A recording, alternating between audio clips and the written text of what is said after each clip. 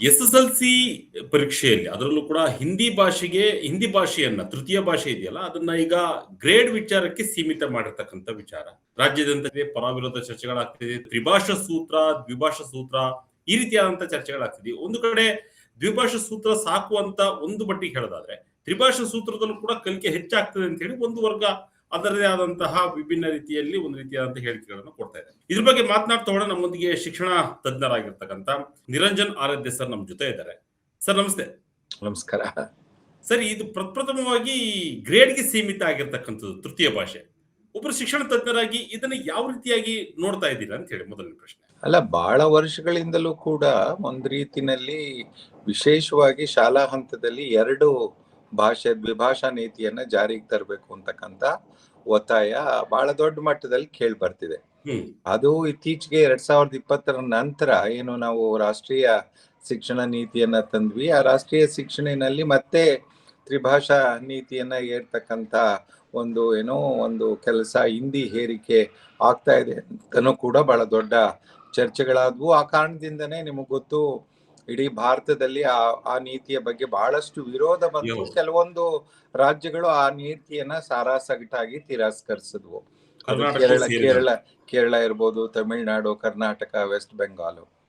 ಮತ್ತೆ 2023 ಏನು ಕಾಂಗ್ರೆಸ್ ಇವತ್ತಿನ ಆಡಳಿತಾರೂಢ ಪಕ್ಷ ಚುನಾವಣೆಗೆ ಹೋಗೋಕ್ಕಿಂತಲೂ ಮುಂಚೆ ತನ್ನ ಪ್ರಣಾಳಿಕೆಯಲ್ಲೂ ಕೂಡ ಹೇಳಿತ್ತು, ನಾವು ರಾಷ್ಟ್ರೀಯ ಶಿಕ್ಷಣ ನೀತಿಯನ್ನ ತಿರಸ್ಕರಿಸಿದ್ದೇವೆ ಮತ್ತು ರಾಜ್ಯ ಶಿಕ್ಷಣ ನೀತಿಯನ್ನ ರಚನೆ ಮಾಡ್ಲಿಕ್ಕೆ ನಾವು ಆಯೋಗವನ್ನ ರಚನೆ ಮಾಡ್ತೇವೆ ಅಂತ ಕೂಡ ಹೇಳಿದ್ರು. ರಚನೆ ಕೂಡ ಆಯ್ತು ಆಯೋಗದಲ್ಲೂ ಕೂಡ ಇದ್ರ ಬಗ್ಗೆ ಸಾಕಷ್ಟು ಚರ್ಚೆಗಳಾಗಿ, ವಿಸ್ತೃತವಾದಂತಹ ಚರ್ಚೆಗಳು, ಪ್ರಾಥಮಿಕ ವಾರಸುದಾರರು ಯಾರಿದ್ದಾರೆ ಅವ್ರ ಜೊತೆ ಎಲ್ಲ ಚರ್ಚೆಗಳು, ಮತ್ತಷ್ಟು ತಜ್ಞರ ವರದಿಗಳನ್ನ ಎಲ್ಲ ಅವಲೋಕಿಸಿ ಶಿಕ್ಷಣ ನೀತಿ ಆಯೋಗ ಕೂಡ ಒಂದು ರೀತಿನಲ್ಲಿ ದ್ವಿಭಾಷಾ ಸೂತ್ರ ಕರ್ನಾಟಕದಲ್ಲಿ ಜಾರಿ ಆಗ್ಬೇಕು ಅಂತಕ್ಕಂಥ ಶಿಫಾರಸನ್ನು ಕೂಡ ಮಾಡಿತ್ತು.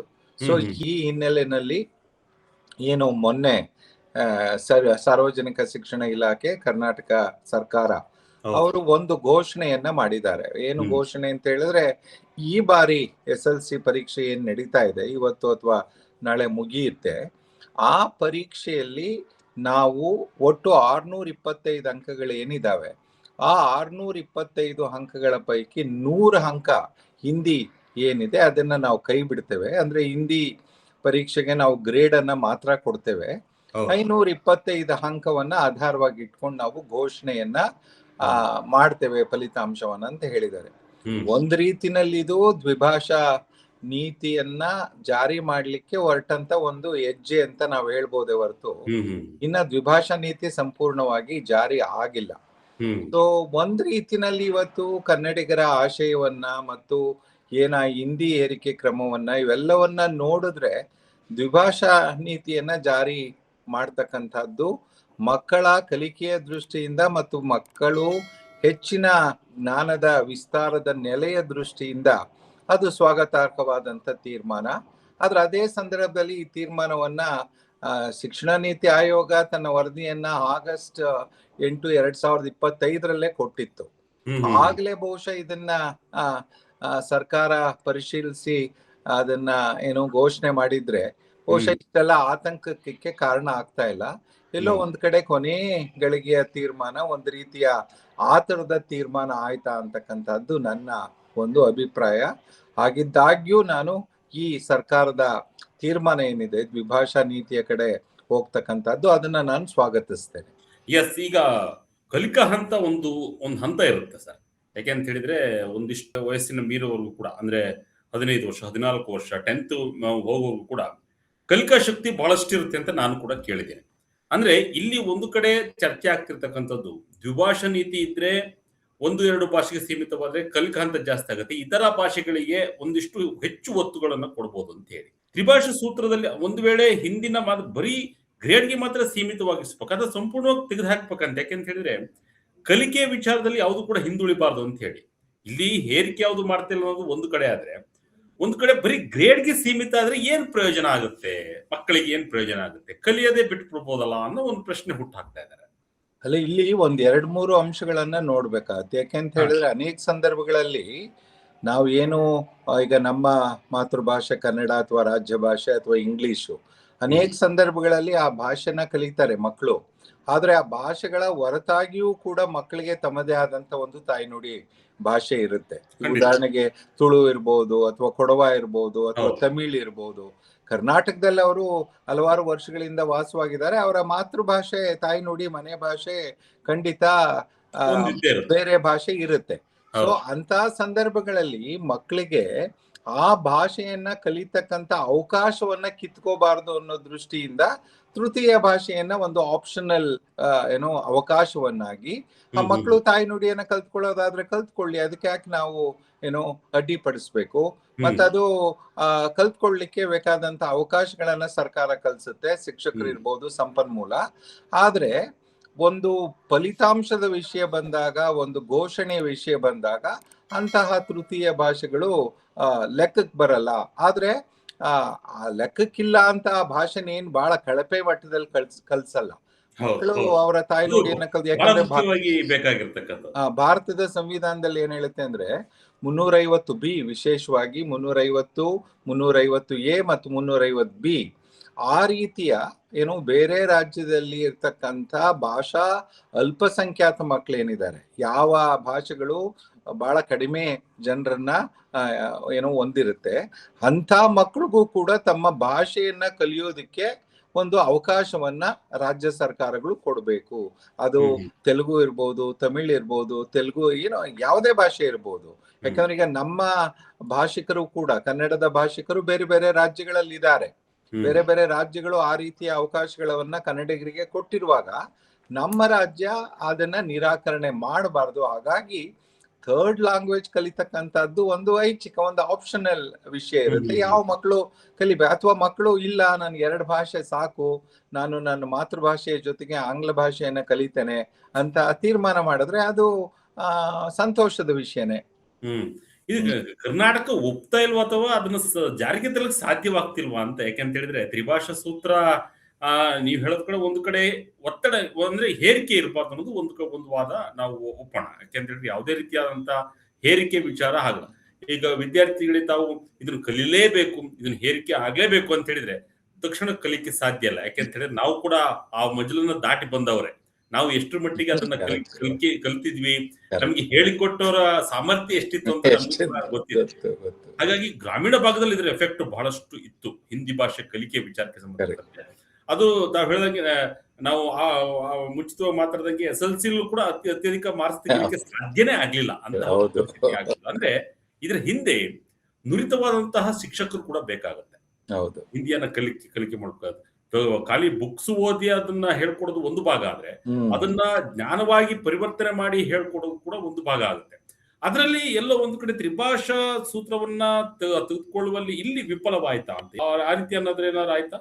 ಅಲ್ಲ, ಅದೇನೆ ಒಂದು ಮುಖ್ಯವಾಗಿ ಏನಂತ ಹೇಳಿದ್ರೆ, ಈ ತ್ರಿಭಾಷಾ ಸೂತ್ರದ ಕಲ್ಪನೆನೆ ಅದು ಪೆಡಗಾಜಿಕಲಿ ಸೌಂಡ್ ಅಲ್ಲ.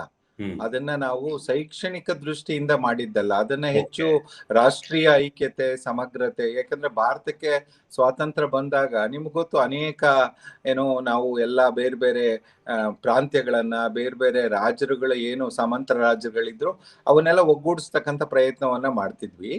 ಆ ಸಂದರ್ಭದಲ್ಲಿ ಒಂದು ಆಲೋಚನೆ ಬಂದಿದ್ದೇನೆಂದ್ರೆ, ಇಡೀ ದೇಶಕ್ಕೆ ಒಂದು ಭಾಷೆ ಅನ್ನೋದಾದ್ರೆ ಒಂದು ಸಮಗ್ರತೆ, ಐಕ್ಯತೆಯನ್ನ ಸಾಧಿಸ್ಲಿಕ್ಕೆ ಅದು ಸಹಾಯ ಆಗುತ್ತೆ ಅನ್ನೋ ದೃಷ್ಟಿಯಿಂದ ಮಾಡಿದ್ದೆ ಹೊರತು ಪೆಡಗಾಜಿಕಲಿ, ಶಿಕ್ಷಣ ಶಾಸ್ತ್ರೀಯದ ದೃಷ್ಟಿಯಿಂದ ಅದು ಕಲಿಕೆಗೆ ನಿಜವಾಗ್ಲೂ ಸಹಾಯ ಆಗುತ್ತಾ ಅನ್ನೋ ಚಿಂತನೆ ಇರ್ಲಿಲ್ಲ.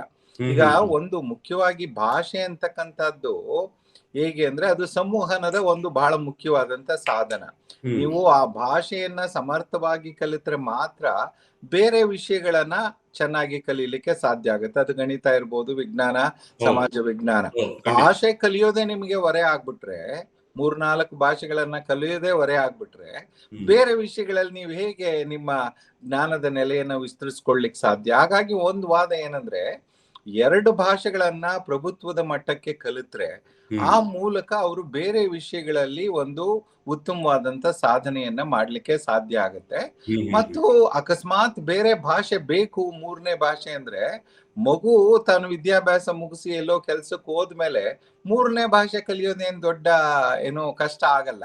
ಸಾಮಾನ್ಯವಾಗಿ ಸಂಶೋಧನೆಗಳು ಏನ್ ಹೇಳುತ್ತೆ ಅಂದ್ರೆ ಈ 3ನೇ ಭಾಷೆ ಕಲಿಯೋ ವಿಚಾರದಲ್ಲಿ ಮಕ್ಕಳಿಗಿಂತ, ವಿದ್ಯಾರ್ಥಿಗಳಿಗಿಂತ ವಯಸ್ಕರು ಬೇಗ ಕಲಿತಾರೆ. ಈಗ ಉದಾಹರಣೆಗೆ ಯಾರೋ ನಮ್ಮ ಕರ್ನಾಟಕದವನೊಬ್ಬ ಉತ್ತರ ಭಾರತಕ್ಕೆ ಹೋಗ್ತಾನೆ, ಅವನು ಕೆಲಸ ಮಾಡುವಾಗ ಹಿಂದಿ ಅಗತ್ಯ ಇದೆ ಅಂದ್ರೆ 3 ತಿಂಗಳಲ್ಲಿ ಅವನು ಹಿಂದಿ ಕಲ್ತು ಬಿಡ್ತಾನೆ. ಅದೇನ್ ದೊಡ್ಡ ವಿಷಯ ಅಲ್ಲ. ಮಾತನಾಡ್ಲಿಕ್ಕೆ ಕಲ್ತು ಬಿಡ್ತಾರೆ ಸರ್, ಮಾತನಾಡ್ಲಿಕ್ಕೆ ಏನ್ ಸಮಸ್ಯೆ ಆಗಲ್ಲ. ಅದೇನೆ ಈಗ ಕಮ್ಯುನಿಕೇಟಿವ್ ಲ್ಯಾಂಗ್ವೇಜ್ ಅದೇನ್ ಕಲಿಯೋದು ಸಹ. ಆದ್ರೆ ನಿಮ್ಮ ಬಹುತೇಕ ಏನೋ ಜ್ಞಾನ ಅಥವಾ ನೀವು ಚಿಂತನೆ ಮಾಡೋದು, ನೀವು ಜ್ಞಾನವನ್ನ ಸೃಷ್ಟಿ ಮಾಡೋದು ಅಥವಾ ವಿಷಯಗಳನ್ನ ಅರ್ಥೈಸ್ಕೊಳ್ಳೋದು ಮೂಲಭೂತವಾಗಿ ನಿಮ್ಮ ಮಾತೃಭಾಷೆನಲ್ಲಿ ಅಥವಾ ಅಂತಾರಾಷ್ಟ್ರೀಯ ಮಟ್ಟದಲ್ಲಿ ಅದು ಆಂಗ್ಲ ಭಾಷೆ ಅಂತ ನಾವು ಏನ್ ಹೇಳ್ತೇವೆ, ಜಗತ್ತಿನ ಜ್ಞಾನದ ಕಿಂಡಿ ಅಂತ. ಹಾಗಾಗಿ ಆ 2 ಭಾಷೆನಲ್ಲಿ ಅವರು ಪ್ರಭುತ್ವದ ಮಟ್ಟವನ್ನ ಸಾಧಿಸಿದ್ರೆ ಬಹುಶಃ ಅವರ ಕಾಗ್ನಿಟಿವ್ ಲರ್ನಿಂಗ್ ಅಂದ್ರೆ ನಾವು ಅದನ್ನ ಕಾಲ್ಪ್ ಅಂತ ಕರಿತೇವೆ, ಕಾಗ್ನಿಟಿವ್ ಅಕಾಡೆಮಿಕ್ ಏನೋ ಲ್ಯಾಂಗ್ವೇಜ್ ಪ್ರೊಫಿಷಿಯನ್ಸಿ ಅಂತ. ಅಂದ್ರೆ ನೀವು ಬೇರೆ ವಿಷಯಗಳನ್ನ ಪ್ರಭುತ್ವದ ಮಟ್ಟಕ್ಕೆ ಕಲಿಬೇಕಾದ್ರೆ ನಿಮ್ಗೊಂದು ಲ್ಯಾಂಗ್ವೇಜ್ ಪ್ರೊಫಿಷಿಯನ್ಸಿ ಬೇಕಾಗುತ್ತೆ, ಒಂದು ಭಾಷಾ ಸಾಮರ್ಥ್ಯ ಬೇಕಾಗುತ್ತೆ.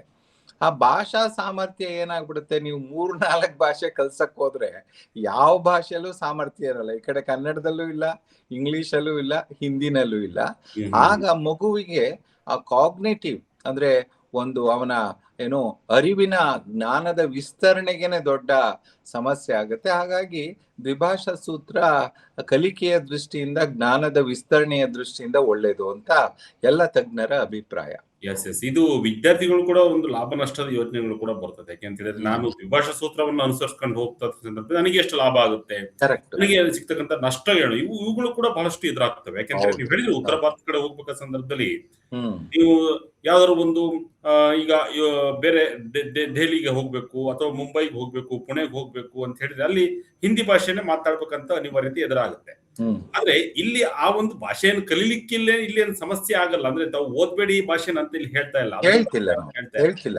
3ನೇ ಭಾಷೆ, ತೃತೀಯ ಭಾಷೆಯನ್ನ ಆಪ್ಷನಲ್ ಆಗಿ ಹೇಳ್ತೇವೆ. ನೀವು ಹಿಂದಿ ಕಲಿಯೋದಾದ್ರೆ ಕಲೀರಿ, ಅಥವಾ ಹಿಂದಿ ಜೊತೆಗೆ ಬೇರೆ ಮಕ್ಕಳು ಮಲಯಾಳಂ ಕಲಿತಾರೆ, ತುಳು ಕಲಿತಾರೆ, ಕೊಡವ ಕಲಿತಾರೆ, ಕಲೀಲಿ. ಮಕ್ಕಳು ತಮ್ಮ ಮನೆ ಮಾತೃ ಅಂದ್ರೆ ತಾಯಿಯ ಭಾಷೆಯನ್ನ ಕಲಿಯೋದಕ್ಕೆ ನಾವ್ಯಾಕೆ ಅಡ್ಡಿಪಡಿಸ್ಬೇಕು? ಹಾಗಾಗಿ ಅದರಿಂದ ಏನ್ ನಷ್ಟಗಳೇನಾಗಲ್ಲ, ನಮ್ಮ ನಷ್ಟ ಖಂಡಿತ ಏನೂ ಆಗಲ್ಲ, ನಷ್ಟ ಖಂಡಿತ ಆಗಲ್ಲ. ಹೀಗೆ ಕೆಲವು ಏನೋ ತಪ್ಪು ಕಲ್ಪನೆಗಳಲ್ಲಿ ಇರೋದಿದೆ. 2 ಭಾಷೆ ಬಂದ್ಬಿಟ್ರೆ ಇನ್ಯಾವ ಭಾಷೆನೂ ಕಲಿಯಕ್ ಆಗಲ್ವಾ ಅಂತ. ತಪ್ಪದು, ಅದು ಬಹಳ ತಪ್ಪು ಕಲ್ಪನೆ.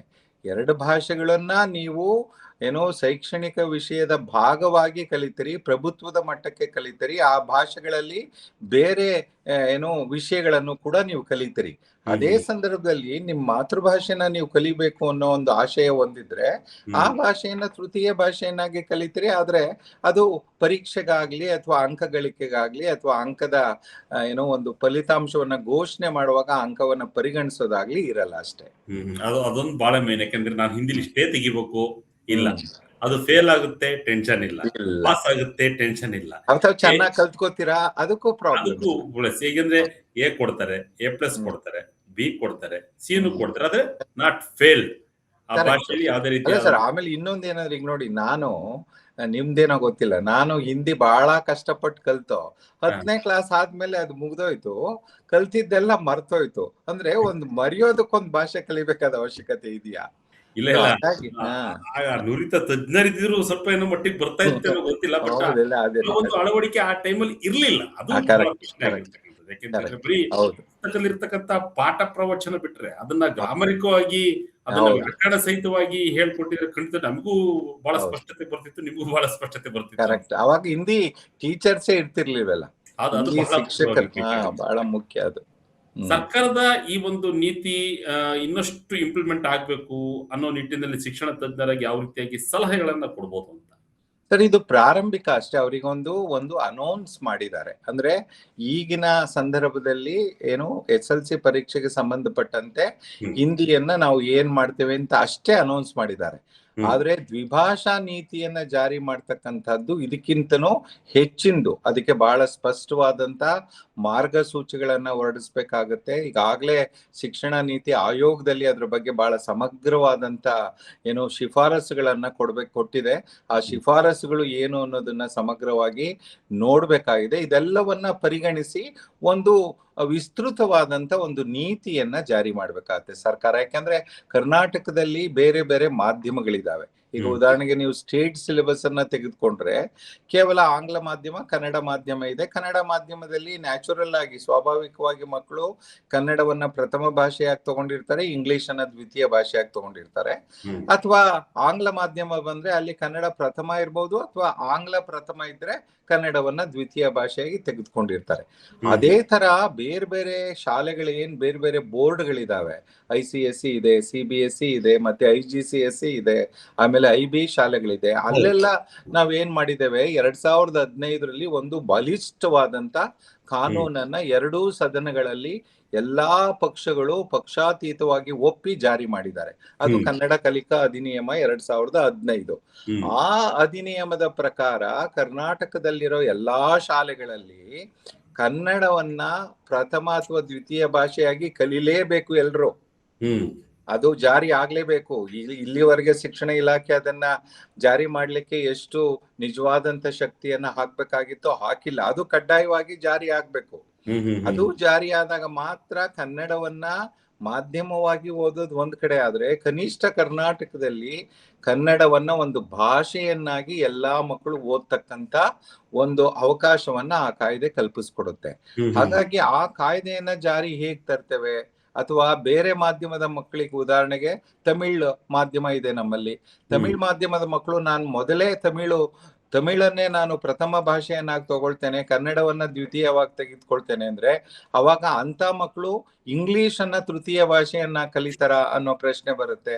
ಅವಾಗ ಇಂಗ್ಲಿಷ್ ಅನ್ನ ಸಮರ್ಥವಾಗಿ ಕಲಿಸ್ಲಿಕ್ಕೆ ಬೇಕಾದಂತ ವ್ಯವಸ್ಥೆಯನ್ನ ಕಲ್ಪಿಸ್ಬೇಕಾಗುತ್ತೆ. ಅಥವಾ ಆ ಒಂದು ಮಾಧ್ಯಮದ ಮಕ್ಕಳು ಇಲ್ಲ, ನಾನು ಕನ್ನಡವನ್ನ ಇಂಗ್ಲಿಷನ್ನ ಪ್ರಥಮ ದ್ವಿತೀಯ ಭಾಷೆಯಾಗಿ ತಗೊಳ್ತೇನೆ, ಆ ತಮಿಳನ್ನ ನಾನು ನನ್ನ ಭಾಷೆಯಾಗಿ ಉಳಿಸ್ಕೊಳ್ಳೋದಕ್ಕೋಸ್ಕರ ನಾನು ಆಪ್ಷನಲ್ ಆಗಿ ಅದನ್ನ ಓದ್ಕೋತೇನೆ ಅಂದ್ರೆ ಅವಾಗ ನಾವು ಶಿಕ್ಷಕರನ್ನ ವ್ಯವಸ್ಥೆ ಮಾಡ್ಕೊಡ್ಬೇಕಾಗತ್ತೆ, ಸಂಪನ್ಮೂಲಗಳನ್ನ ಕೊಡ್ಬೇಕಾಗತ್ತೆ. ಸೊ ಈ ದ್ವಿಭಾಷಾ ನೀತಿ ಅಂತ ಹೇಳೋದು ತೋರಿಕೆಗೆ ಎರಡೇ ಭಾಷೆ ಅಂತ ಕಂಡ್ರೂ ಕೂಡ ಅದು ಎರಡೇ ಭಾಷೆಗೆ ಸೀಮಿತ ಆಗಿರಲ್ಲ. ಕಲಿಕೆಯ ದೃಷ್ಟಿಯಿಂದ, ಜ್ಞಾನದ ದೃಷ್ಟಿಯಿಂದ ಮತ್ತು ಫಲಿತಾಂಶದ ಘೋಷಣೆಯ ದೃಷ್ಟಿಯಿಂದ ಎರಡೇ ಭಾಷೆ ಆಗಿರುತ್ತೆ ಹೊರತು, ಬಟ್ ಬೇರೆ ಬೇರೆ ಭಾಷೆಗಳನ್ನ ಕಲಿಸ್ಲಿಕ್ಕೆ ಸಾಕಷ್ಟು ಅವಕಾಶಗಳನ್ನ ಅದು ಕೊಡುತ್ತೆ. ಯಾವ ಅವಕಾಶವನ್ನ ಕಿತ್ಕೊಳ್ಳಲ್ಲ, ಅದು ಅವಕಾಶವನ್ನ ಕಿತ್ಕೊಳ್ಳಲ್ಲ. ಮೂರನೇ ಭಾಷೆಯಾಗಿ, ಆಪ್ಷನಲ್ ಭಾಷೆಯಾಗಿ ಕಲೀಲಿಕ್ಕೆ ಅವರಿಗೆ ಸಾಕಷ್ಟು ಅವಕಾಶ ಇರುತ್ತೆ. ಅದಕ್ಕೆ ಸಂಪನ್ಮೂಲಗಳನ್ನು ಕೂಡ ಸರ್ಕಾರ ಸಂಪನ್ಮೂಲ ಮತ್ತು ಅಲ್ಲಿಯ ಶಿಕ್ಷಕರು ಬೇಕಾದನ್ನ ಒದಗಿಸ್ಬೇಕಾಗತ್ತೆ. ಸೊ ಅದೆಲ್ಲವನ್ನ ಒಳಗೊಂಡಂತೆ ಒಂದು ಸಮಗ್ರವಾದಂತ ಭಾಷಾ ನೀತಿಯನ್ನ, ದ್ವಿಭಾಷಾ ಕಲಿಕೆಯನ್ನೇ ಆಧಾರವಾಗಿಟ್ಕೊಂಡು ಒಂದು ಸಮಗ್ರ ಭಾಷಾ ನೀತಿಯನ್ನ ಶಿಕ್ಷಣ ಇಲಾಖೆ ಈಗ ಘೋಷಣೆ ಮಾಡ್ಬೇಕಾಗತ್ತೆ. ಅದು ಈಗ ಈ ಒಂದು ಪರೀಕ್ಷೆಯಿಂದನೇ ಅದು ಜಾರಿಗೆ ಬರುತ್ತೆ ಅಂತ ಅವರು ಹೇಳ್ಬಿಟ್ಟಿರೋದ್ರಿಂದ ಕನಿಷ್ಠ ಮುಂದಿನ ಶೈಕ್ಷಣಿಕ ವರ್ಷಕ್ಕೆ ಇಂತಹ ಒಂದು ವಿಸ್ತೃತವಾದಂತ ಒಂದು ಮಾರ್ಗಸೂಚಿಯನ್ನೋ ಒಂದು ನೀತಿಯನ್ನೋ ಅವರು ಘೋಷಣೆ ಮಾಡ್ಬೇಕಾಗತ್ತೆ. ಮುಂಚಿತವಾಗಿ ಎಲ್ಲ ಪೂರ್ವದಲ್ಲೇ ಆಗ್ಬಿಟ್ರೆ ಸ್ವಲ್ಪ ಮಟ್ಟಿಗೆ ಆದಷ್ಟು ಬೇಗ ಆಗ್ಬೇಕು. ಈಗಾಗ್ಲೇ ಮಾರ್ಚ್ ಮುಗ್ದೋಯ್ತು ನೋಡಿ, ಶಾಲೆಗಳು ಪ್ರಾರಂಭ ಆಗ್ಬಿಡುತ್ತೆ. ಸೊ ಏಪ್ರಿಲ್ ತಿಂಗಳಲ್ಲಿ ಆ ರೀತಿಯ ಚರ್ಚೆಗಳು ನಡೆದು ಒಂದು ವಿಸ್ತೃತವಾದಂತ ಒಂದು ಮಾರ್ಗಸೂಚಿನೋ ಅಥವಾ ಆದೇಶನ ಏನು ಸರ್ಕಾರ ಮಾಡುತ್ತೋ ಅದನ್ನ ಆದಷ್ಟು ಬೇಗ ಹೊರಡಿಸ್ತಕ್ಕಂಥದ್ದು ಸೂಕ್ತ. ಆ ನಿಟ್ಟಲ್ಲಿ ಬಹುಶಃ ಸರ್ಕಾರ ಒಂದು ಸಣ್ಣ ಸಮಿತಿಯನ್ನಾಗ್ಲಿ ಅಥವಾ ಅವರೇ ಕುಳಿತು ಚರ್ಚೆ ಮಾಡಿ ಒಂದು ಸಮಗ್ರವಾದಂತ ಮಾರ್ಗಸೂಚಿಯನ್ನ ಹೊರಡಿಸೋದು ಸೂಕ್ತ ಅನ್ನೋದು ನನ್ನ ಅಭಿಪ್ರಾಯ. ಸರ್, ಇಲ್ಲಿ ಭಾಷಾ ಕಲಿಕೆ ಒತ್ತಡ ಅನ್ನೋದು ವಿದ್ಯಾರ್ಥಿಗಳ ಮಾನಸಿಕವಾಗಿ ಕೂಡ ಸಂಬಂಧಪಟ್ಟಂತ ವಿಚಾರ, ಮನೋವೈಜ್ಞಾನಿಕವಾಗಿ. ಕರೆಕ್ಟ್. ಈ ಶಿಕ್ಷಣ ಅನ್ನೋದೇ ಒಂದು ರೀತಿಯಾದಂತಹ ನೀವು ಒತ್ತಡ ತತ್ತನೇ ಇರ್ತ ಸಂದರ್ಭದಲ್ಲಿ ಆ ಮನೋವೈಜ್ಞಾನಿಕ ವಿಚಾರಕ್ಕೆ ಸಂಬಂಧಪಟ್ಟಂತೆ ವಿದ್ಯಾರ್ಥಿಗಳ ಮೇಲೆ ಯಾವ ಪ್ರಭಾವವನ್ನ ಬೀರ್ತವೆ ಅಂತ ಹೇಳಿ ಒತ್ತಡ ಅನ್ನೋದು, ಅಂದ್ರೆ ಭಾಷಾ ಕಲಿಕಾ ಒತ್ತಡ ಅನ್ನೋದು ತಮ್ಮ ಪ್ರಕಾರವಾಗಿ? ಅಲ್ಲ, ಬಹುಶಃ ಈ ರೀತಿಯ ತೀರ್ಮಾನಗಳು ಮಕ್ಕಳ ಒಂದು ಹೊರೆಯನ್ನ ಮತ್ತಷ್ಟು ಹಗುರ ಮಾಡುತ್ತೆ ಅಂತ. ಯಾಕಂದ್ರೆ ಸಾಮಾನ್ಯವಾಗಿ ಮಕ್ಕಳು ಭಾಷೆಯನ್ನ ಒಂದು ಜ್ಞಾನದ ದೃಷ್ಟಿಗೆ ಕಲಿಯೋದ್ಕಿಂತಲೂ ಕೂಡ ಭಾಷೆಯನ್ನ ಬೇರೆ ವಿಷಯಗಳನ್ನ ಕಲೀಲಿಕ್ಕೆ ಸಾಧನದ ದೃಷ್ಟಿಯಿಂದ ಕಲಿತಾರೆ. ಅದು ಬಹಳ ಮುಖ್ಯವಾದಂತ ಸಾಧನೆ. ಉದಾಹರಣೆಗೆ ನೀವು ಇಂಜಿನಿಯರಿಂಗ್ ಅಲ್ಲಿ ಫಿಸಿಕ್ಸ್ ಅನ್ನೋ ಮ್ಯಾಥ್ಸ್ ಅನ್ನೋ ಕಲಿಬೇಕಂದ್ರೆ ಅಲ್ಲಿ ಭಾಷೆ ಬಹಳ ಮುಖ್ಯ ಆಗುತ್ತೆ. ಅಂದ್ರೆ ಭಾಷೆಯಷ್ಟೇ ನೀವು ಆ ವಿಷಯಗಳಿಗೆ ಕಲಿಬೇಕು. ಆ ಕಲಿಕೆಗೆ ಪೂರಕವಾದದ್ದು ಭಾಷೆ ಅಷ್ಟೇ. ಆ ವಿಷಯ ಬಹಳ ಮುಖ್ಯ. ಈಗ ಒಬ್ಬ ಫಿಸಿಸ್ಟ್ ಅಥವಾ ಸೈಂಟಿಸ್ಟ್ ಆಗ್ತಾನೆ ಅಂದ್ರೆ ಅವನಿಗೆ ಭಾಷೆ ಅನ್ನೋದು ಆ ವಿಷಯವನ್ನ ಕಲೀಲಿಕ್ಕೆ ಇರ್ತಕ್ಕಂಥ ಒಂದು ಸಾಧನ. ಹಾಗಾಗಿ ನಾವೇನ್ ಹೇಳ್ತೇವೆ, ಇಲ್ಲಿ ಭಾಷೆಯನ್ನ ಅವನು ಯಾವ ಭಾಷೆಯಲ್ಲಿ ಬೇರೊಂದು ವಿಷಯವನ್ನ ಕಲಿಬೇಕೋ ಆ ಭಾಷೆಯನ್ನ ಸಮರ್ಥವಾಗಿ ಕಲಿತ್ರೆ ನ್ಯಾಚುರಲಿ, ಸ್ವಾಭಾವಿಕವಾಗಿ ಅವನಿಗೆ ಆ ವಿಷಯದಲ್ಲಿ ಅವನಿಗೆ ಇಷ್ಟ ಆಗಿರೋ ಮ್ಯಾಥ್ಸ್ ಇರ್ಬೋದು, ಸೈನ್ಸ್ ಇರ್ಬೋದು, ಅಸ್ಟ್ರಾನಮಿ ಇರ್ಬೋದು, ಅಥವಾ ಬೇರೆ ಬೇರೆ ವಿಷಯನೇ ಇರ್ಬೋದು, ಆ ವಿಷಯದಲ್ಲಿ ಅವನು ಚೆನ್ನಾಗಿ ಜ್ಞಾನದ ವಿಸ್ತರಣೆಯನ್ನ ಮಾಡ್ಕೊಳ್ಳಿಕ್ಕೆ ಸಾಧ್ಯ ಆಗುತ್ತೆ. ಹಾಗಾಗಿ ಬಹುಶಃ ಎಲ್ಲೋ ಒಂದ್ ಕಡೆ ಈ ನಿರ್ಧಾರ ಮಕ್ಕಳಿಗೆ ನಿಜವಾಗ್ಲೂ ಕೂಡ ಹೆಚ್ಚು ಸಹಾಯಕಾರಿಯಾಗಿರುತ್ತೆ. ಮತ್ತು ಅವ್ರಿಗೆ ಎರಡು ಭಾಷೆಯನ್ನ ಚೆನ್ನಾಗಿ ಕಲಿತ್ರೆ ಬೇರೆ ವಿಷಯಗಳಲ್ಲಿ ಅದ್ವಿತೀಯ ಸಾಧನೆಯನ್ನ ಮಾಡ್ಲಿಕ್ಕೆ ಮತ್ತು ಉನ್ನತ ಶಿಕ್ಷಣದಲ್ಲಿ ಬಹಳ ದೊಡ್ಡ ಪ್ರಮಾಣದಲ್ಲಿ ಸಾಧನೆಯನ್ನ ಮಾಡ್ಲಿಕ್ಕೆ ಅದು ಖಂಡಿತ ಸಹಾಯ ಆಗುತ್ತೆ. ಒಂದ್ ರೀತಿ ಹೊರೆ ನಾವು ಮಕ್ಕಳಿಗೆ ಇಳಿಸ್ದಂಗ ಆಗುತ್ತೆ. ಬೇರೆ ರೀತಿಯಾದಂತಹ ಸಾಧನೆ ಮಾಡಲು ಕೂಡ ಅವಕಾಶ ಆಗುತ್ತೆ. ಕರೆಕ್ಟ್. ಬೇರೆ ವಿಷಯಗಳಲ್ಲಿ ಬೇರೆ ವಿಚಾರಗಳನ್ನು ತಿಳ್ಕೊಳ್ಳಿಕ್ಕೆ ಸಹಕಾರಿಯಾಗುತ್ತೆ. ಖಂಡಿತ ಆ ನಿಟ್ಟಲ್ಲಿ ಒಳ್ಳೆ ತೀರ್ಮಾನ. ಸರಿ, ಈ ಏಕರೂಪ ಕಾನೂನು ವಿಚಾರಕ್ಕೆ ಸಂಬಂಧಪಟ್ಟಂತೆ ಭಾರತದಾದ್ಯಂತ ಏಕರೂಪ ಕಾನೂನು ಇರಬೇಕು, ಏಕ ಭಾಷೆ ಇರಬೇಕು, ಒಂದೇ ರೀತಿಯಾದಂತಹ ಭಾವನೆಗಳಿರ್ಬೇಕು ಅನ್ನೋ ಒಂದು ನಿಟ್ಟಿನಲ್ಲಿ ಕೂಡ ಚರ್ಚೆ ಆಗ್ತಿರುತ್ತೆ. ಹಾಗಾದ್ರೆ ಈ ದಕ್ಷಿಣ ಭಾರತದ ರಾಜ್ಯಗಳು ಈ ರೀತಿಯಾದಂತಹ ನಿರ್ಲಕ್ಷ್ಯ ಈ ರೀತಿಯಾದಂತಹ ವಿಚಾರಗಳನ್ನ ನೆಗ್ಲೆಕ್ಟ್ ಮಾಡ್ತಾ ಇದ್ರೆ, ಅಂದ್ರೆ ಈ ರೀತಿಯಾದ ಜನ ದೂರ ಇಡ್ತಾ ಇದ್ರೆ, ಈ ರೀತಿ ಈ ಏಕಸೌಮ್ಯತೆ ಕಾಪಾಡ್ಲಿಕ್ಕೆ ಎಲ್ಲರ ಸಮಸ್ಯೆ ಆಗುತ್ತಾ? ಆ ರೀತಿಯಾದಂತಹ ವ್ಯತ್ಯಾಸಗಳನ್ನು ಕಾಣುತ್ತಾ? ಅಲ್ಲ, ಭಾರತದ ಸಂದರ್ಭದಲ್ಲಿ ಒಂದು ಭಾಷೆ ಅನ್ನೋದು ಬಹಳ ಅದು ಸರಿಯಾದದ್ದಲ್ಲ.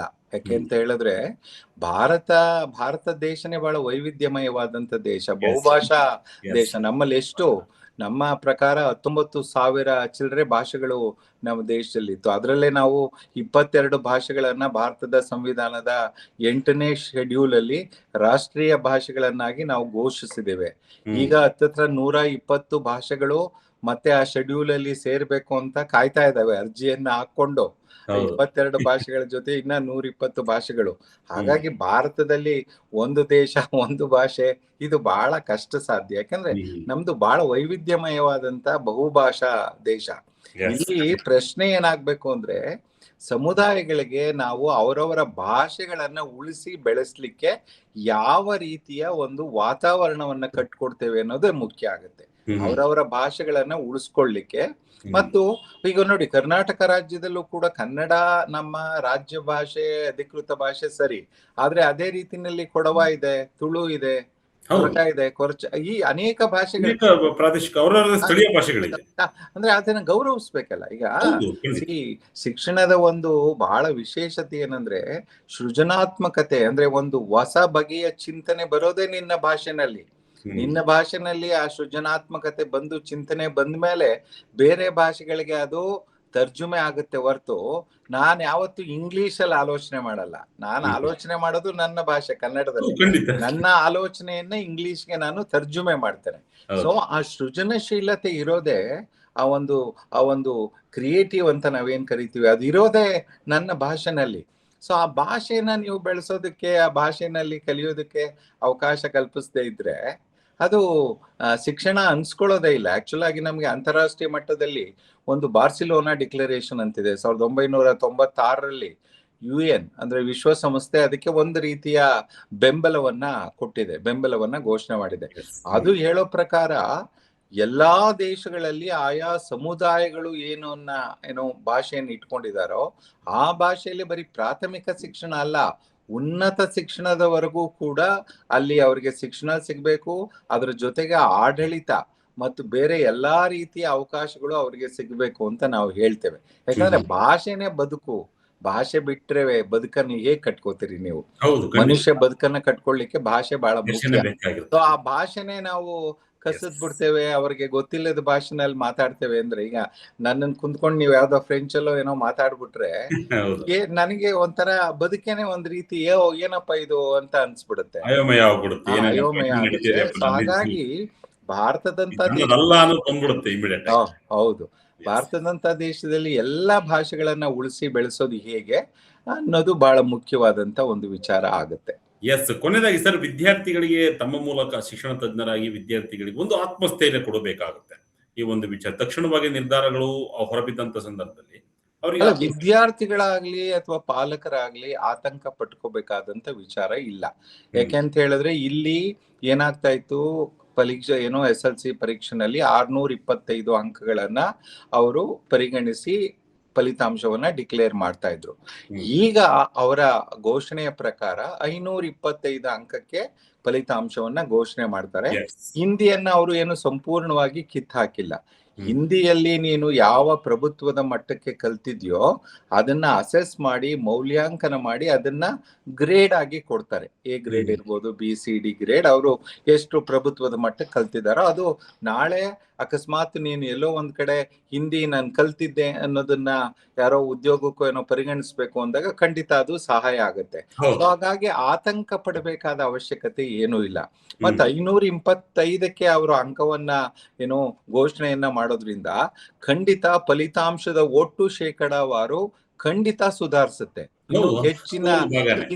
ಹೆಚ್ಚಿನ ರೀತಿಯಲ್ಲಿ ಮಕ್ಕಳು ಹೆಚ್ಚಿನ ಅಂಕವನ್ನ ಮತ್ತು ಆ ಅಂಕಗಳನ್ನ ನಾವು PUC ಅಥವಾ ಬೇರೆ ಬೇರೆ ಏನೋ ಅಡ್ಮಿಷನ್ಸ್ಗೆ ಪ್ರವೇಶಕ್ಕೆ ಅದನ್ನ ಪರಿಗಣಿಸೋದ್ರಿಂದ ಮಕ್ಕಳಿಗೆ ಹೆಚ್ಚಿನ ಅವಕಾಶಗಳು ಸಿಗತ್ತೆ, ಹೆಚ್ಚಿನ ಏನೋ ಇದಾಗುತ್ತೆ. ಸೊ ಹಾಗಾಗಿ ಆತಂಕ ಪಡ್ಬೇಕಾದಂತ ವಿಚಾರ ಏನಿಲ್ಲ. ಆದ್ರೆ ಎಲ್ಲೋ ಒಂದ್ ಕಡೆ ಇದು ಮೊದ್ಲೇ ಅವ್ರಿಗೆ ಗೊತ್ತಾಗಿದ್ರೆ ಈ ರೀತಿಯ ಒಂದು ಆತಂಕಗಳಾಗ್ಲಿ ಅಥವಾ ಒಂದಿದಾಗ್ಲಿ ಆಗ್ತಾ ಇರ್ಲಿಲ್ಲ.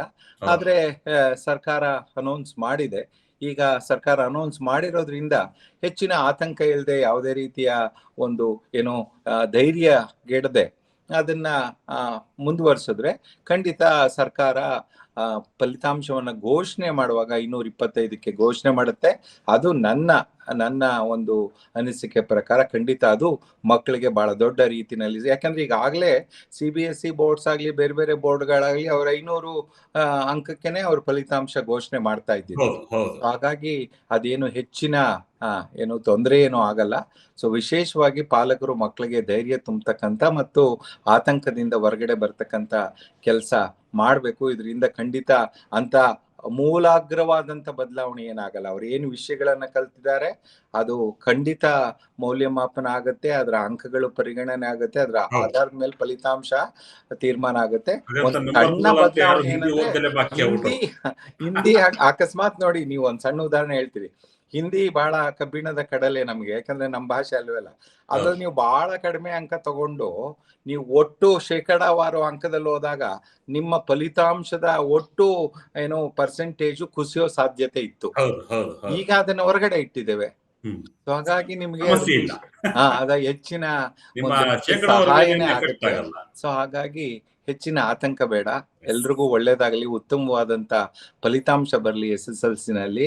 ಆ ಮೂಲಕ ಮಕ್ಕಳು ಬೇರೆ ಬೇರೆ ಏನೋ ಕೋರ್ಸ್ಗಳನ್ನ ತೆಗೆದುಕೊಂಡು ವ್ಯಾಸಂಗ ಮಾಡ್ಲಿಕ್ಕೆ ಮತ್ತಷ್ಟು ಉತ್ಸಾಹ ಮತ್ತು ಶಕ್ತಿ ಸಿಗ್ಲಿ ಅಂತ ಮಾತ್ರ ನಾನು ಈ ಸಂದರ್ಭದಲ್ಲಿ ಹೇಳಲಿಕ್ಕೆ ಇಷ್ಟಪಡ್ತೀನಿ. Thank you so much. ಯಾಕಂದ್ರೆ ವಿದ್ಯಾರ್ಥಿಗಳು ಆತಂಕ ಪಡಬಾರ್ದು, ಪಾಲಕರು ಕೂಡ ಆತಂಕ ಪಡಬಾರ್ದು. ಜೊತೆಗೆ ಇಲ್ಲಿ ದ್ವಿಭಾಷಾ ನೀತಿ, 2 ಭಾಷೆಗಳನ್ನ ಅಚ್ಚುಕಟ್ಟಾಗಿ ಕಲಿಬೇಕು ವಿದ್ಯಾರ್ಥಿಗಳು. ಹಾಗಂತ ಹೇಳಿ ಹಿಂದಿ ಭಾಷೆ ಪಾಸ್ ಮಾಡಬಾರ್ದು, ಓದಲೇಬಾರ್ದು ಅಂತಲ್ಲ. ಹಿಂದಿ ಭಾಷೆನೂ ಕೂಡ ಓದ್ಬೇಕು, ಅದಕ್ಕೂ ಕೂಡ ನಿಮ್ಗೆ ಗ್ರೇಡ್ ಸಿಗುತ್ತೆ. ಎಲ್ಲವೂ ಕೂಡ ಕಲಿಬೇಕು. ಒಟ್ಟಿನಲ್ಲಿ ಕಲಿಕೆ ಅನ್ನೋದು ನಿರಂತರವಾಗಿರ್ಬೇಕು ಅನ್ನೋದು ಎಲ್ಲರ ಅಭಿಪ್ರಾಯ ಆಗಿರುತ್ತೆ. Thank you so much. ಸಾಕಷ್ಟು ಮಾಹಿತಿಯನ್ನ ವಿಜಯ ಕನ್ನಡದೊಂದಿಗೆ ಹಂಚಿಕೊಂಡಿದ್ದಕ್ಕೆ ಧನ್ಯವಾದಗಳು sir. Thank you sir. Thank you very much.